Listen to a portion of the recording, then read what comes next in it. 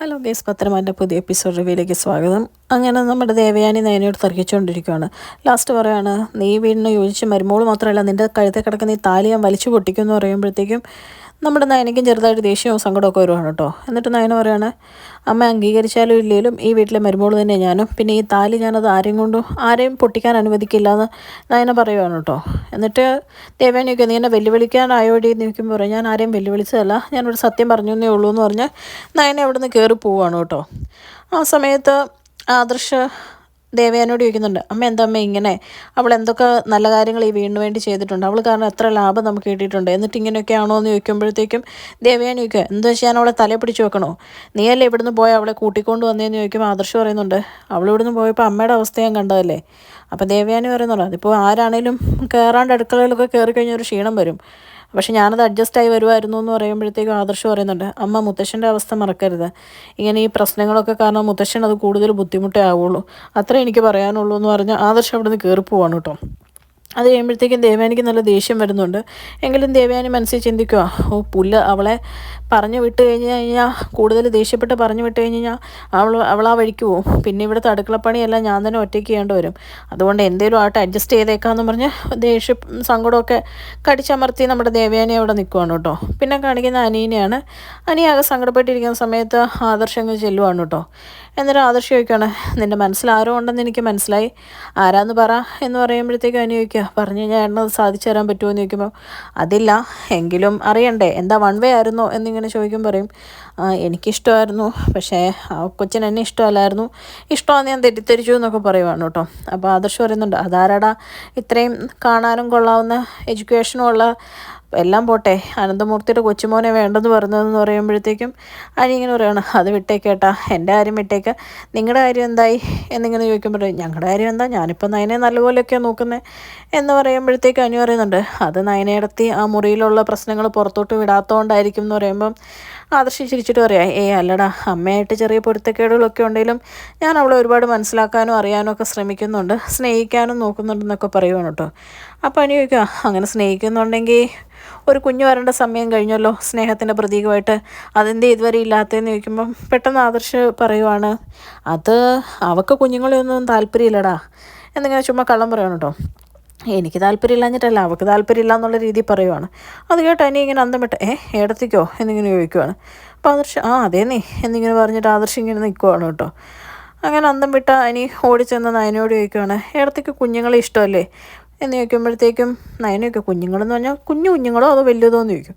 അപ്പോൾ അനി പറയാം, കുഞ്ഞുങ്ങളെ ഇഷ്ടമോ, എനിക്കൊരുപാട് ഇഷ്ടമാണ്, ഞാൻ ചേച്ചിയുടെ കുഞ്ഞ് വരാൻ കാത്തിരിക്കുക എന്ന് പറയുമ്പോഴത്തേക്കും ആദർശ് പറഞ്ഞല്ലോ ഇങ്ങനെയാണെന്ന് പറയുമ്പോഴത്തേക്കും നയന അങ്ങനെ പറഞ്ഞോ, എന്നിട്ട് നയന പറയാം, ഞങ്ങളുടെ കാര്യത്തിൽ ഞങ്ങൾക്ക് തന്നെ കൺഫ്യൂഷനാണ്, പിന്നെ അതോർത്തിരുന്ന് നീ കൂടുതൽ കൺഫ്യൂഷൻ ആവണ്ട, നീ പോയി കല്യാണത്തിൻ്റെ കാര്യങ്ങളൊക്കെ നോക്ക്, സമാധാനം സന്തോഷമായിട്ട് അനാമികയോടുകൂടി ഒരു ജീവിതം തുടങ്ങുക, എന്നിട്ട് ആ കുഞ്ഞിനെ ഞങ്ങൾ പൊന്നുപോലെ നോക്കിക്കോളാം അതിനെ എന്ന് പറയുവാണുണ്ടോ. അപ്പോഴത്തേക്കും ഇനി പറയാം, അങ്ങനെ ഞങ്ങളുടെ കുഞ്ഞുങ്ങളെ മാത്രം നോക്കിയാൽ പോരല്ലോ എന്ന് പറയുമ്പം നയന ഇങ്ങനെ ചിന്തിച്ചുകൊണ്ട് നിൽക്കുവാണ് കേട്ടോ. പിന്നെ നയന നേരെ ആദർശനോട് കപ്പ് ചായയായിട്ട് ചെല്ലുവാണ്. എന്നിട്ട് ആദർശനോട് പറയുന്നുണ്ട്, എനിക്കും കുഞ്ഞുങ്ങളെ വളർത്താനും നോക്കാനും ഒക്കെ ഇഷ്ടമാണ് കേട്ടോ എന്നിങ്ങനെ പറയുകയാണ്. അപ്പോൾ ആദർശ് ചോദിക്കുക, അതിനെന്താ, ഒരു ഓർഫണേജിൽ നിന്ന് ഒരു കുഞ്ഞിനെ ദത്തെടുക്കണോ എന്നിങ്ങനെ ചോദിക്കുവാണ്. ഓർഫണേജിൽ നിന്ന് കുഞ്ഞിനെ ദത്തെടുത്താൽ മാത്രമേ കുഞ്ഞിനെ കിട്ടുള്ളൂ എന്ന് നയന തിരിച്ചു ചോദിക്കുവാണ് കേട്ടോ. അപ്പോഴത്തേക്കും ആദർശ് ഇങ്ങനെ പറയുന്നുണ്ട്, കൂട്ടുകാരും ബന്ധുക്കാരും ഒക്കെ ചോദിക്കുന്നുണ്ട് ഭാര്യയ്ക്ക് വിശേഷമായില്ലേ എന്ന്.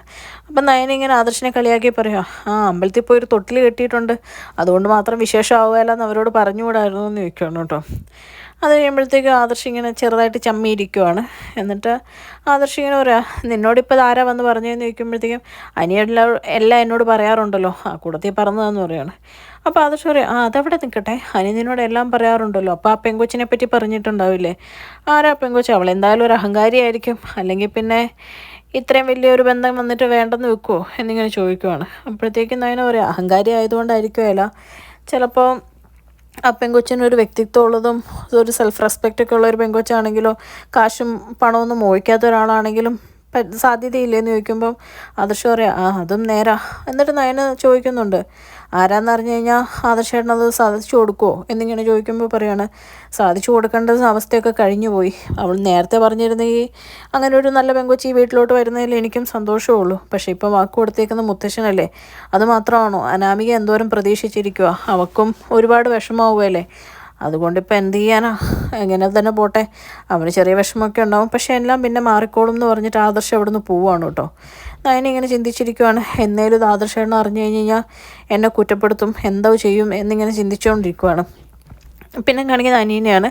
അനീനെ അനാമിക വിളിച്ചിട്ട് നമുക്കൊന്ന് റെസ്റ്റോറൻറ്റ് വെച്ച് കണ്ടാലോ, നിനക്കോ എന്നെ കാണുന്നില്ല, എനിക്ക് നിന്നെ കാണണമെന്നൊക്കെ ആഗ്രഹമുണ്ടെന്ന് പറയുവാണ്. എന്നിട്ട് അനിയുടെ പ്രതിബിംബം ഇങ്ങനെ സംസാരിച്ചുകൊണ്ടിരിക്കുവാണ് കേട്ടോ.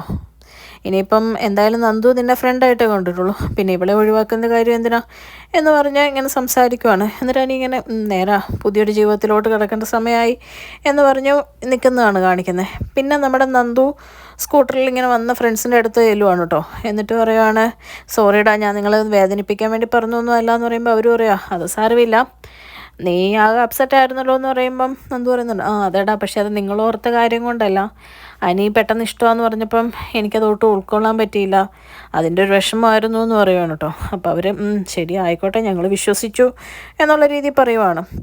എന്നിട്ട് പറയാം, അവനാ കെട്ടാൻ പോകുന്ന പെണ്ണൊരു അഹങ്കാരിയാണ്, അവൾക്ക് നിന്നെ കണ്ണെടുത്താൽ കണ്ടുകൂടാ എന്നൊക്കെ ഇങ്ങനെ പറയുവാണ്. അപ്പോഴത്തേക്കും നന്ദു പറയാം, അവൾക്ക് അങ്ങനെ ഒരു തെറ്റിദ്ധാരണ ഉണ്ടായിട്ടുണ്ടെങ്കിലും അതിനും കാരണം അതിന് തന്നെയാണല്ലോ, ആവശ്യമില്ലാത്ത ഓരോന്നൊക്കെ ചിന്തിച്ചു കൂട്ടിയിട്ട് എന്ന് പറയുവാണ്. എന്നിട്ട് നന്ദി ചോദിക്കുക, നമുക്ക് റെസ്റ്റോറൻറ്റിൽ പോയാലോ, കൈ കാശുണ്ടോ എന്ന് ചോദിക്കുമ്പോൾ അവർ പറയാം, പിണക്കം മാറി നീ വന്നതല്ലേ, എന്തായാലും ഞങ്ങൾ ചിലവ് ഏറ്റെടുത്തോളാം എന്നും പറഞ്ഞ് അനിയും അനാമികയുള്ള ആ റെസ്റ്റോറൻറ്റിൽ തന്നെ ഇവർ വരുവാണ് കേട്ടോ. ഇവർ പരസ്പരം കാണുമ്പോൾ ആകെ ഞെട്ടുന്നുണ്ട്. അനാമികയ്ക്ക് തീരെ ഇഷ്ടപ്പെടുന്നില്ല കേട്ടോ നന്ദു വരുന്നത്. നന്ദുവിന് വിഷമം ഉണ്ടെങ്കിലും നന്ദു പെട്ടെന്ന് മുഖത്തെ ഭാവം എല്ലാം മാറ്റി അനിയുടെ അടുത്ത് നിന്ന് ഹായ് അനി എന്ന് വിളിക്കുവാണ്. അപ്പോൾ അവൻ്റെ നമ്മുടെ അനാമികയുടെ അടുത്തേക്ക്, അനിയുടെ അടുത്തേക്ക് നന്ദുവിൻ്റെ ഫ്രണ്ട്സും കൂടെ വരുന്ന കാണിച്ചുകൊണ്ടാണ് കേട്ടോ ഇന്നത്തെ എപ്പിസോഡ് അവസാനിക്കുന്നത്. ചാനൽ ഇഷ്ടപ്പെട്ട് കഴിഞ്ഞാൽ ലൈക്ക് ചെയ്യാനും സബ്സ്ക്രൈബ് ചെയ്യാനും കമൻറ്റ് ചെയ്യാനും മറക്കരുത്. Thank you.